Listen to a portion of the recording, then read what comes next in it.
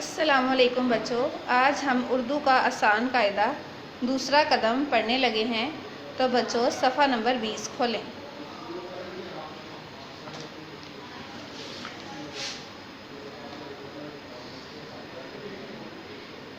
ये के दो हरफी अल्फाज पढ़ें।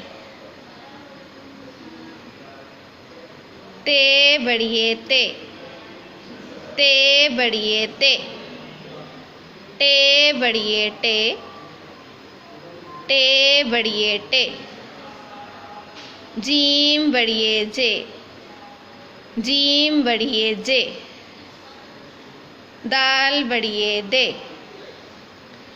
दाल बढ़िए दे, रे बढ़िए रे, रे बढ़िए रे, ड़े बढ़िए ड़े, ड़े बढ़िए ड़े, जे बढ़िए जे, जे बढ़िए जे, सीन बढ़िए से, सीन बढ़िए से, तोए बढ़िए ते, तोए बढ़िए ते, काफ बढ़िए के, काफ बढ़िए के, गाफ बढ़िए गे, गाफ बढ़िए गे, लाम बढ़िए ले, लाम बढ़िए ले, मीम बढ़िए में, मीम बढ़िए में, नून बढ़िए ने,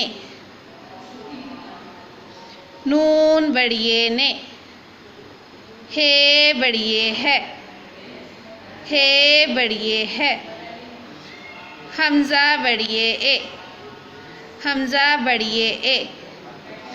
तो बच्चों इस सबक को अच्छी तरह पढ़ें और याद करें। अल्लाह हाफिज़।